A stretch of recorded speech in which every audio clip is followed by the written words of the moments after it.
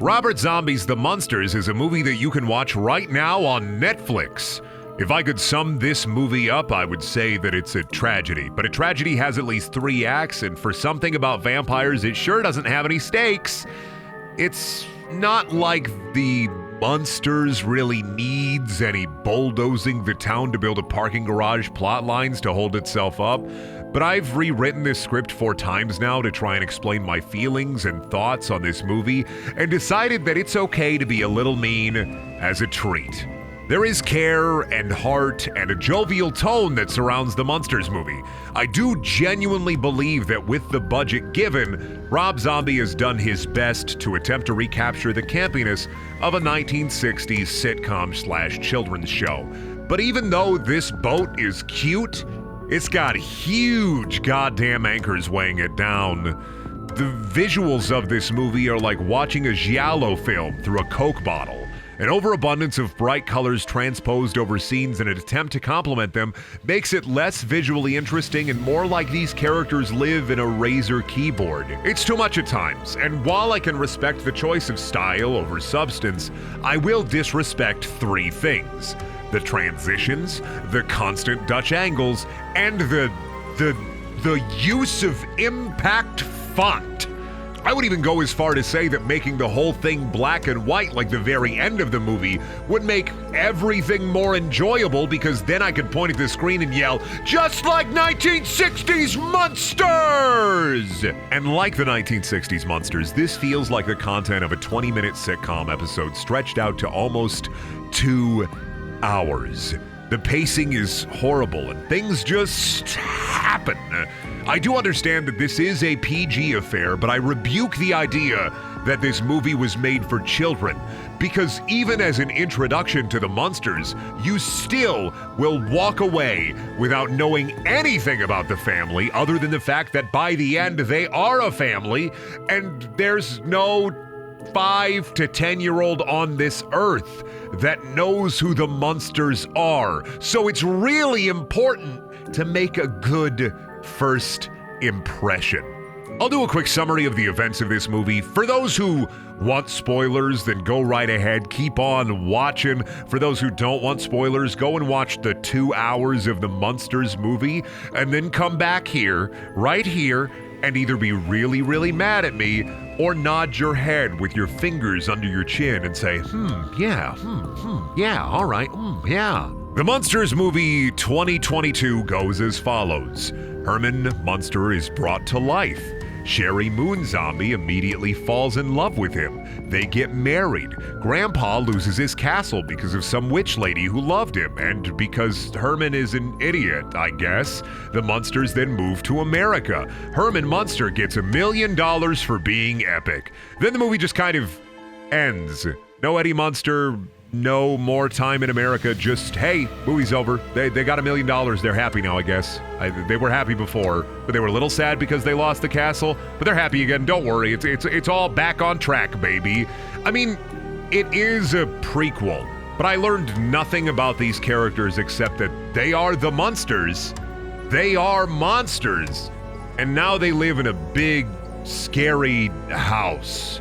I could go into further details and pick apart each piece with a miserable grimace on my face, but I don't want to run through this movie and say, and then this happens 47 times, so I'll try to make it easy to digest so you don't get a content tummy ache.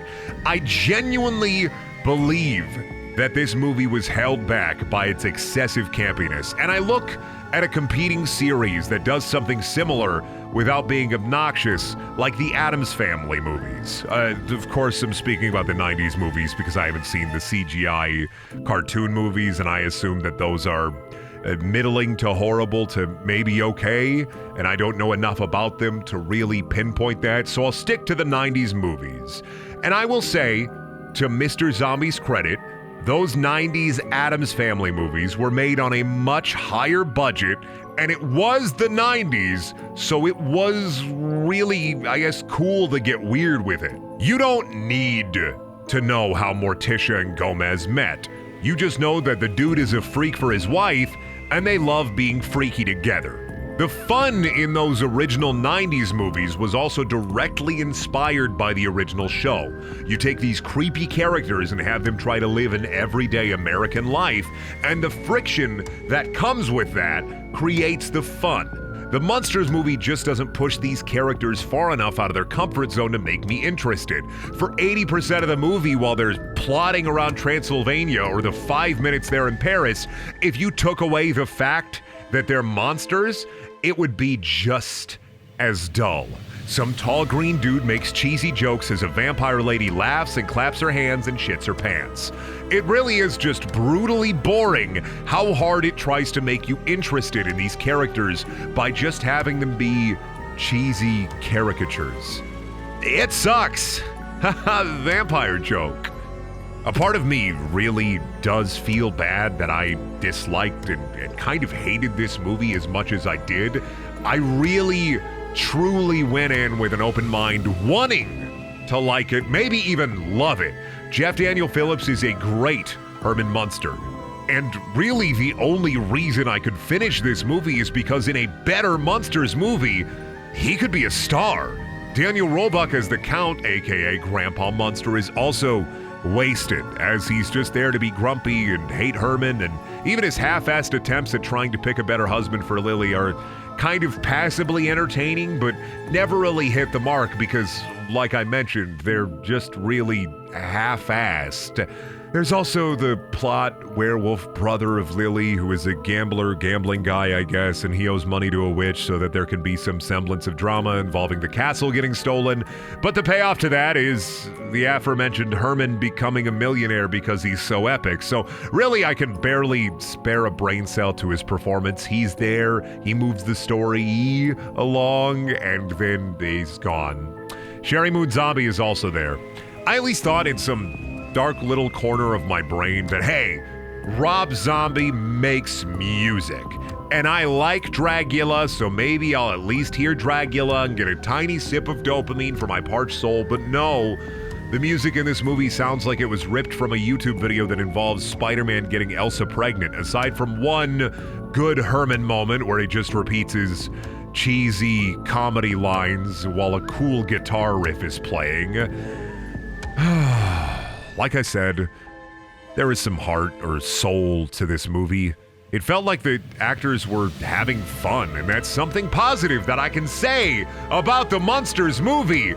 But I wouldn't watch this again, and I'll let it sink into the void of obscurity as another old property that probably should have stayed in the grave.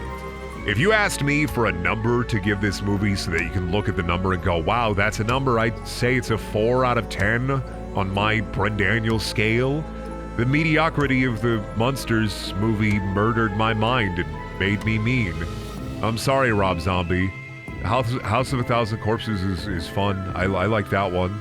Thank you for watching. Please check out my other videos. There are also things. Did you like the Munsters? Did you hate the Munsters? Do you hate me for hating the Munsters? That's okay. That's fine. You can watch some of my other videos. Sometimes I have good opinions if you think I got bad opinions all the time. And if you don't want to watch any of my other videos, that's also okay. But for the people who do want to watch more of my videos, you can click subscribe. You can go to the Patreon. You can go to my Twitch channel where I play videos game. You do all sorts of things.